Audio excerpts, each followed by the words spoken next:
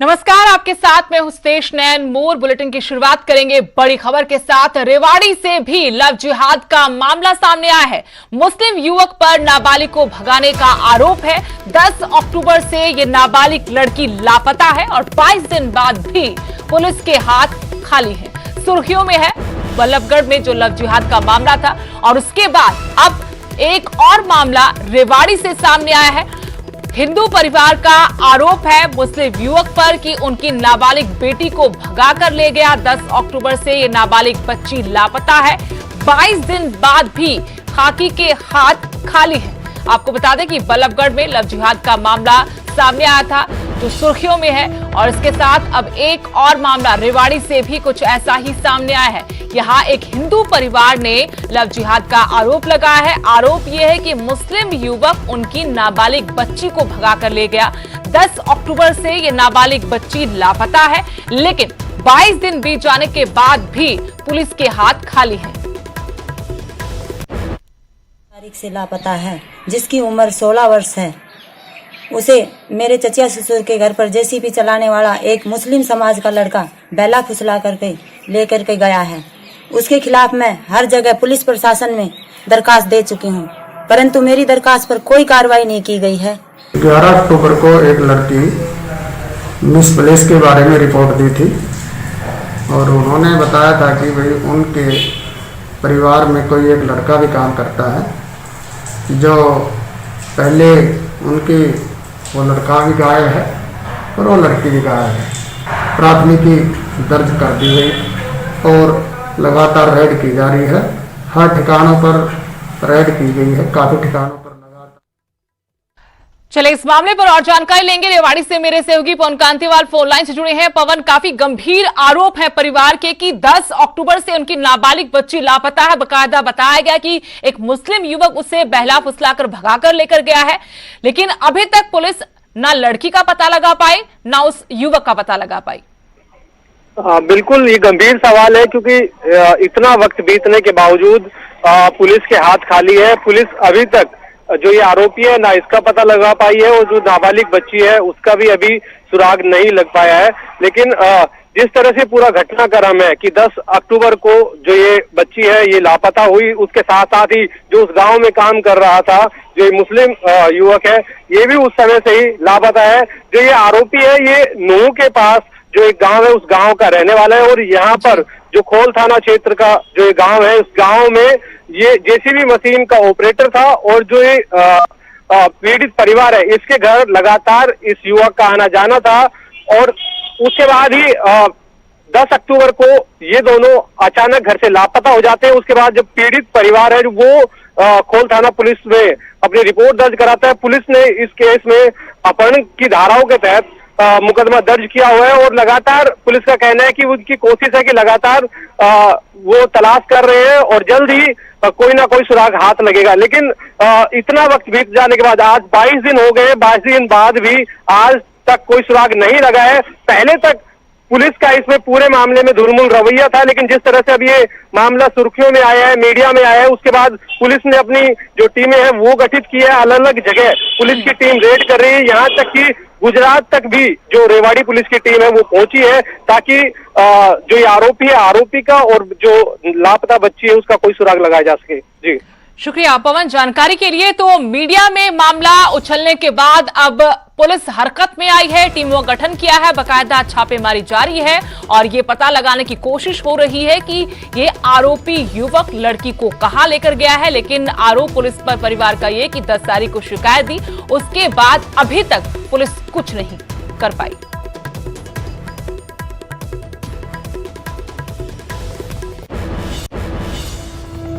इसी मामले पर अब गृह मंत्री अनिल विज का बड़ा बयान आया है। प्यार के जाल में फंसाकर धर्म परिवर्तन की कोशिश, लव जिहाद पर रोक लगाना बेहद जरूरी है।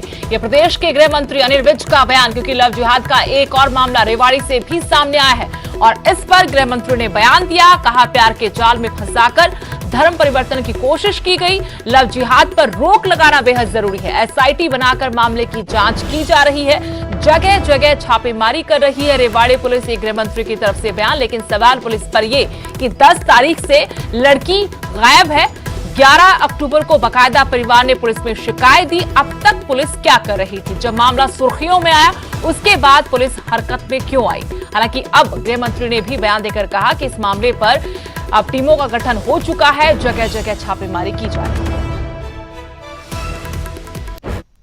एफआईआर दर्ज कर ली गई है और कई लोकेशंस पर मैं डिस्क्लोज नहीं कर सकता, पुलिस उनको पकड़ने के लिए गई हुई है और टीमें बनाई गई हैं और एसआईटी बना के इसकी जांच कर रहे हैं।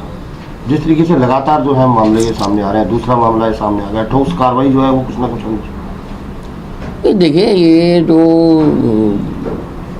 प्यार के जाल में फंसाकर धर्म परिवर्तन करने के प्रयास चल रहे हैं, इन पर रोक लगाना बहुत ज़रूरी है। और रोक लगाने के लिए इसको जो लव जिहाद का नाम दिया जाता है, उसके लिए हम कानून बनाने पर बड़ी गंभीरता से विचार कर रहे हैं और कंसल्ट भी कर रहे हैं और इसको रोक लगाना बहुत जरूरी है। यूपी की तर्ज पर हरियाणा में भी लव जिहाद के खिलाफ कानून लाने की तैयारी की जा रही है। इस बात के संकेत खुद सूबे के गृह मंत्री अनिल विज ने दिए हैं। लव जिहाद को लेकर क्या कहना है अनिल विज का, ये रिपोर्ट देखिए।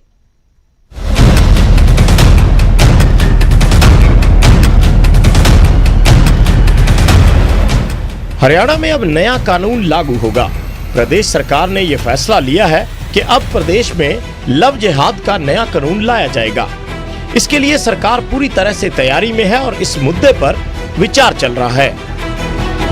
घटना हुई है जिसकी जितनी निंदा की जाए उतनी कम है, क्योंकि ये विषय लव जिहाद के साथ जोड़ करके देखा जा रहा है। लव जिहाद वाला विषय भी, इसके ऊपर बाकायदा विचार चल रहा है और केंद्रीय स्तर पर भी और प्रदेश स्तर पर भी हम इसको बहुत गंभीरता से ले रहे हैं। योगी आदित्यनाथ जी जो कहते हैं, जब कहते हैं, सत्य कहते हैं। ये लव जिहाद का इलाज करना जरूरी है बच्चियों को बचाने के लिए। अगर इसके लिए कानून बनाना पड़े तो, कुछ और करना पड़े तो किया जाना आवश्यक है। सिर्फ हरियाणा ही नहीं बल्कि यूपी सरकार भी इस फैसले से सहमत है और उन्होंने खुद इसके खिलाफ कानून लाने पर विचार किया है। निर्णय ले रही है कि हम लव जिहाद को सख्ती से रोकने का कार्य करेंगे। एक प्रभावी कानून बनाएंगे।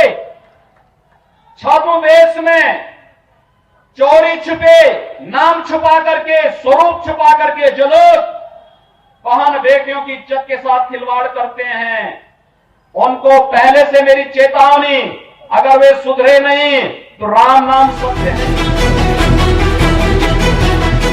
हरियाणा के गृह मंत्री अनिल विज ने खुद ट्वीट करके ये जानकारी दी है, मगर इसके खिलाफ कानून क्या होगा, कैसा होगा, होगा भी या नहीं, ये फैसला सरकार को लेना है। लेकिन सवाल ये है कि आखिर एक मासूम की जान जाने के बाद ही सरकार होश में क्यों आई? क्यों अब कानून बनाने की याद आई है? क्या निकिता की तरह पहले ऐसे कभी किसी की जान नहीं गई? आखिर क्यों? क्या सिर्फ मंत्रियों के बयानों से ही कानून व्यवस्था बदल जाएगी, हर समस्या सुलझ जाएगी, या फिर कानून भी वाकई में आएगा? अगर आएगा तो फिर कैसा? Bureau report, news 18 Haryana.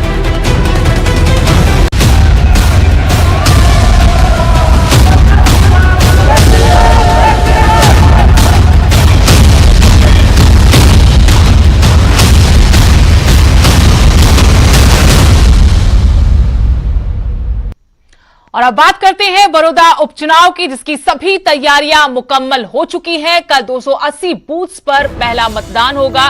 Polling party EVM के साथ रवाना हो चुकी है। मतदान के लिए सुरक्षा के व्यापक इंतजाम किए गए हैं। हरियाणा पुलिस के साथ पैरामिलिट्री के जवान तैनात किए जाएंगे। कोरोना काल में बड़ौदा में कल वोटिंग होनी है। 280 बूथ पर मतदान होगा और फैसला होगा कि बड़ौदा उपचुनाव में कौन सी पार्टी का उम्मीदवार बाजी मारेगा, क्योंकि ये उपचुनाव सभी सियासी दलों के लिए एक बड़ी चुनौती है। सत्तासीन पार्टियों के लिए भी और विपक्षी दलों के लिए भी ये प्रतिष्ठा का सवाल बन चुका है। तो सभी तैयारियां मुकम्मल हो गई हैं। कल 280 बूथ पर मतदान होगा। पोलिंग पार्टी ईवीएम के साथ रवाना हो गई है। मतदान के लिए सुरक्षा के भी व्यापक इंतजाम किए गए हैं। हरियाणा पुलिस के साथ पैरामिलिट्री के जवान भी तैनात किए जाएंगे। कोरोना काल में बड़ौदा में कल वोटिंग होगी और देखना यह होगा कि यहां जो वादों दावों के दम पर ये उपचुनाव लड़ा गया है, जनता किसके हक में फैसला सुनाती है।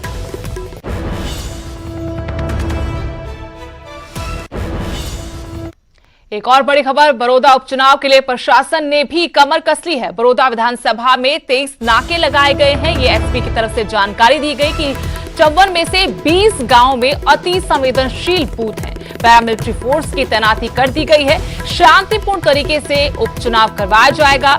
एसपी की तरफ से बड़ौदा उपचुनाव को लेकर जानकारी दी गई है कि बड़ौदा विधानसभा में कुल 23 नाके लगाए गए। सुरक्षा के मद्देनजर 54 में से 20 गांव में अति संवेदनशील बूथ है। यहां पर एहतियात बरते जाएंगे, ज्यादा चौकसी बरती जाएगी। पैरामिलिट्री फोर्स की भी तैनाती कर दी गई है। शांतिपूर्ण तरीके से उपचुनाव होगा। यहाँ पे कॉन्स्टिट्यूएंसी के अंदर 23 नाके लगा रखे हैं और जो हमारी बॉर्डर्स हैं उनके ऊपर हमने दिल्ली और यूपी के बॉर्डर्स के साथ हमने सीलिंग प्लान इशू कर रखा है। हमारी प्रिवेंटिव कार्रवाई है, जो भी चुनाव को किसी भी तरीके से प्रभावित कर सकते हैं। हमने ऐसे 80 बंदों को बाउंड डाउन और बाउंड ओवर किया है, जिनके खिलाफ हमने 110 के कलंदरे और 750 के और 751 के प्रिवेंटिव कार्रवाई उनके खिलाफ की है। जो आर्म्स की डेपोजिशन है वो हमारी लगभग मुकम्मल हो चुकी है। उधर भूपेंद्र सिंह हुड्डा ने आचार संहिता उल्लंघन के आरोप लगाए हैं। पूर्व सीएम भूपेंद्र सिंह हुड्डा ने बीजेपी पर आरोप लगाए। बीजेपी मतदाताओं को प्रलोभन दे रही है, कहीं पैसे बांटे जा रहे हैं तो कहीं गैस सिलेंडर। कांग्रेस ने चुनाव आयोग से भी शिकायत की है। कर्ण दलाल ने सोनीपत एसपी को चेतावनी दी, कार्रवाई नहीं की तो हमें इलाज करना आता है। यानी जब चुनाव प्रचार था उस वक्त ये सियासी दल वादों दावों के दम पर जनता को लुभा रहे थे, लेकिन जब अब मतदान की तैयारियां पूरी हो गई हैं, कल वोटिंग होनी है, उससे पहले पूर्व सीएम भूपेंद्र सिंह हुड्डा ने गंभीर आरोप लगाया है बीजेपी पर कि बीजेपी मतदाताओं को प्रलोभन दे रही है, कहीं पैसे बांटे जा रहे हैं तो कहीं गैस सिलेंडर। कांग्रेस ने चुनाव आयोग से भी बाकायदा इसकी शिकायत की है। कर्ण दलाल ने सोनीपत एसपी को चेतावनी भी दी है, कहा कि कार्रवाई नहीं की तो हमें इलाज करना आता है।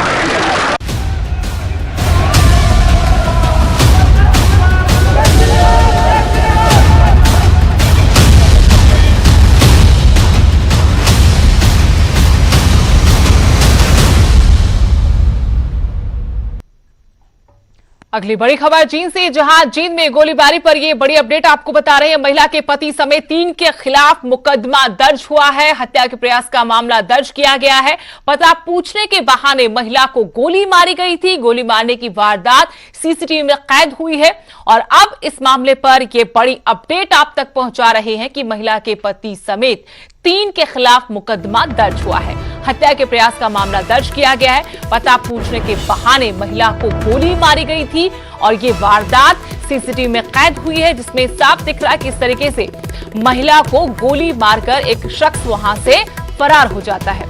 तस्वीरें सीसीटीवी की आपके सामने है कि महिला गली में है और एक शख्स पता पूछने के बहाने नजदीक आता है, फिर महिला को बिल्कुल नजदीक से गोली मारकर फरार हो जाता है। इस मामले में अपडेट यह है कि महिला के पति समेत 3 के खिलाफ केस दर्ज किया गया है। हत्या के प्रयास का मुकदमा दर्ज हुआ है और आपको तस्वीरें वारदात की दिखा रहे हैं। ये सीसीटीवी फुटेज है जिसमें एक शख्स नजर आ रहा है जो पता पूछने के बहाने महिला के नजदीक जाता है, उसे नजदीक से गोली मारकर वहां से भाग जाता है। वाइफ ऑफ अनिल पिछले 2-3 साल से अमरेडी गांव में रह रही है, जिसके ऊपर कर 2 अज्ञात व्यक्तियों ने बाइक सवार थे जो हेलमेट पहना हुआ था, उसके सिर में गोली मारकर भाग गए। जिसके संबंध में पूजा के दामाद विक्की सन ऑफ जयदेव जो जुरानी गांव का रहने वाला है, उसकी शिकायत पर 2 अज्ञात व्यक्तियों तथा पूजा की जो पहले शादी हुई थी उसके जेठ राकेश व दूसरे पति अनिल के खिलाफ अभियोग दर्ज कर। खबर झज्जर से, जहां पर शव मिलने से सनसनी फैल गई। बंद पड़ी फैक्ट्री में महिला का शव मिला है। पेड़ से लटका हुआ था ये महिला का शव और जानकारी की महिला की पहचान तो नहीं हुई, लेकिन महिला शादीशुदा बताई जा रही है। मामला दर्ज कर पुलिस ने अपनी जांच शुरू कर दी है। बड़ी खबर झज्जर से, जहां एक बंद फैक्ट्री में महिला का शव मिला और पेड़ से लटका हुआ था ये शव। महिला शादीशुदा बताई गई। बाकी जानकारी अभी पुलिस जुटाने में लगी है। मामला पुलिस ने दर्ज कर लिया है और आगे भी जांच शुरू कर चुकी है।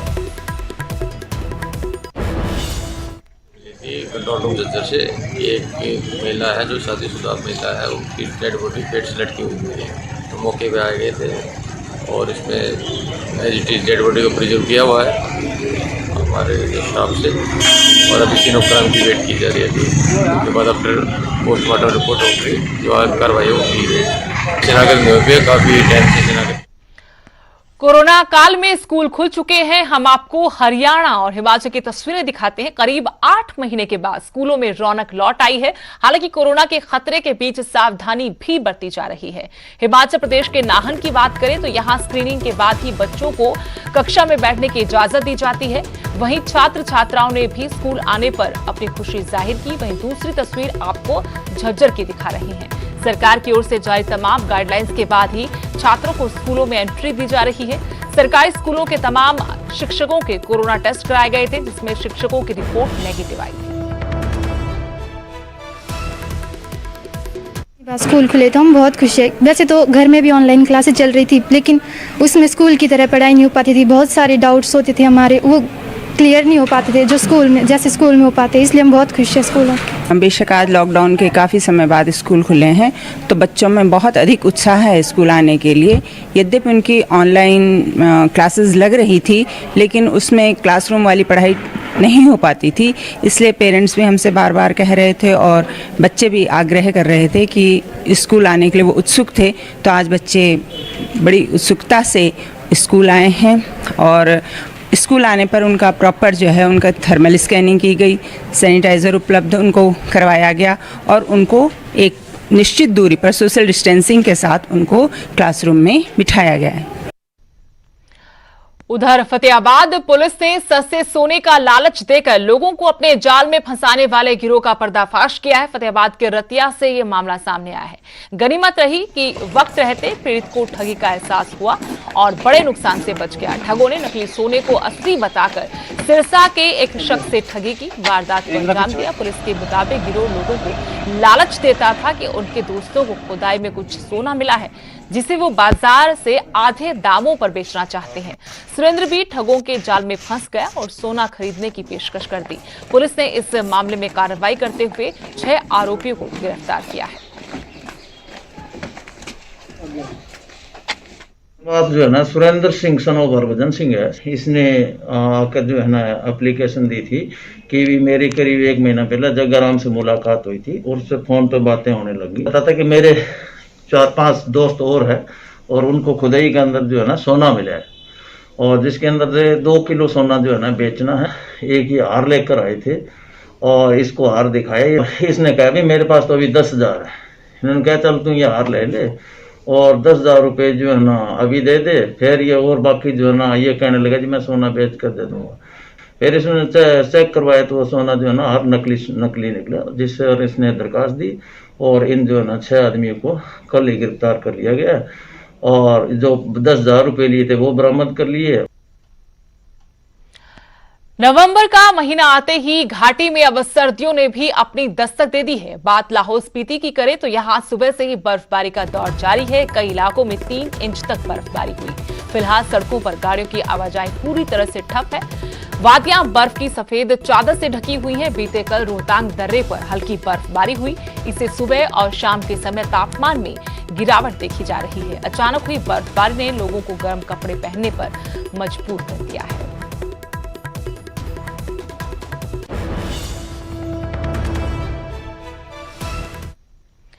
वहीं पंजाब के किसान पराली जलाने से होने वाले नुकसान के प्रति सजग होते जा रहे हैं। समाना में किसान पराली जलाने की बजाय पराली के बीच में ही गेहूं की बिजाई कर दोहरा मुनाफा कमा रहे हैं। बाकी किसानों को सीख देने वाली पंजाब के नौजवान किसानों की पहल पर हमारी खास रिपोर्ट आपको दिखाते हैं।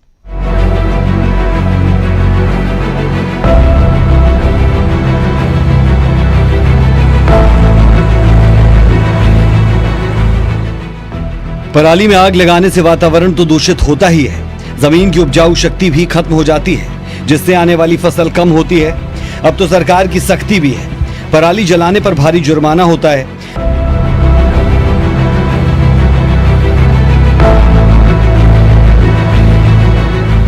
सरकार की कोशिश, किसानों की जागरूकता और समझ का ही असर है कि पंजाब में किसान पराली को आग ना लगाकर पराली के बीच में ही गेहूं की बिजाई कर रहे हैं, ताकि हमारा वातावरण दूषित ना हो और जमीन की उपजाऊ शक्ति भी बनी रहे।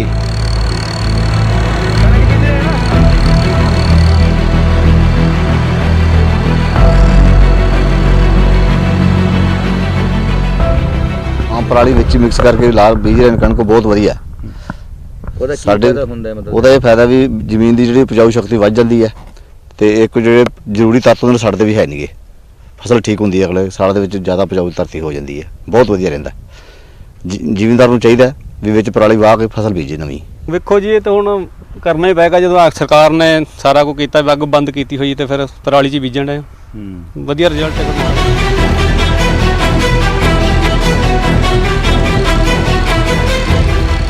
पंजाब के युवा किसान पराली ना जलाने की बात समझ चुके हैं, लेकिन अभी भी कुछ किसान पराली जला रहे हैं। इस पर कई एकड़ जमीन के मालिक किसानों का कहना है कि पराली के प्रबंधन पर काफी खर्च आता है, यंत्र काफी महंगे हैं। अगर किसानों को पराली जलाने से रोकना है तो सरकार को ऐसे किसानों की आर्थिक मदद करनी चाहिए जो ये महंगे यंत्र नहीं खरीद सकते।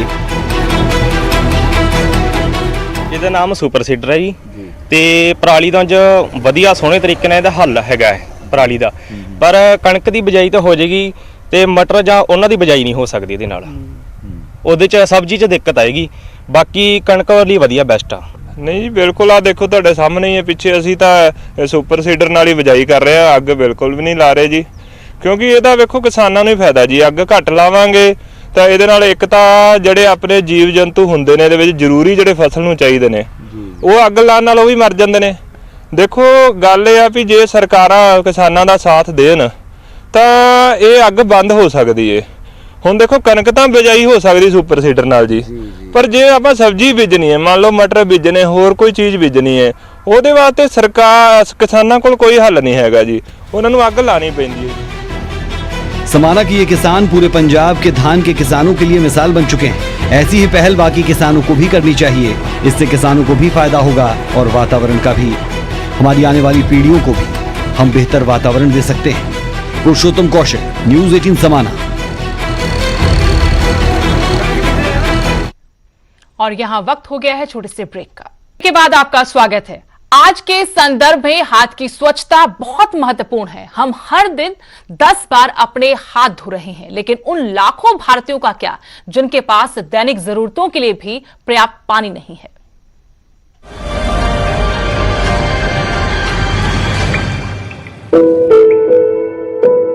अगर हम इसे एक बेस पॉइंट के तौर पर देखें तो भारत में एक विशाल समूह ऐसे लोगों का है जो गंदगी और तंग घरों में रहते हैं। वो सभी पब्लिक सोर्सेज और सार्वजनिक जगहों पर स्थित पानी के स्रोतों पर निर्भर हैं, जहां लगभग 30 मिनट पानी लाने में लगते हैं। ये उम्मीद कि लोग हाथ की स्वच्छता पर पानी खर्च करेंगे, मुझे लगता है कि ये एक बहुत दूरगामी धारणा है। इसलिए एक महत्वपूर्ण कदम जो सरकार के साथ साथ इन डोनर पार्टनर्स ने वास्तव में सिविल सोसाइटी के साथ मिलकर लिया है, वो है मोबाइल हैंड वॉशिंग स्टेशन लगाना, जिसे लगाने में इन्होंने काफी मेहनत की है। इन शहरी गरीब बस्तियों में कई ऐसे उदाहरण मिलेंगे। बात करें अगर उड़ीसा की, जहां भूमि अधिकार दिया जा रहा है, अब तक उन्होंने 60,000 से अधिक झुग्गी झोपड़ियों वाले लोगों को भूमि का अधिकार दिया है, जो उन्हें सरकार की कई सब्सिडी के तहत अपने आवास को अपग्रेड करने में सक्षम बनाता है। दूसरा महत्वपूर्ण मिशन जो चल रहा है वो है वसुधा, जिसका मकसद हर घर जल देना है। वो भी शहर के स्लम और गैर स्लम एरिया को अलग किए बिना। और मुझे लगता है कि अगर हम लंबी अवधि के बारे में सोचते हैं तो आगे बढ़ने का यही तरीका है। इससे हम शहर में अधिक लचीलापन पैदा कर सकते हैं।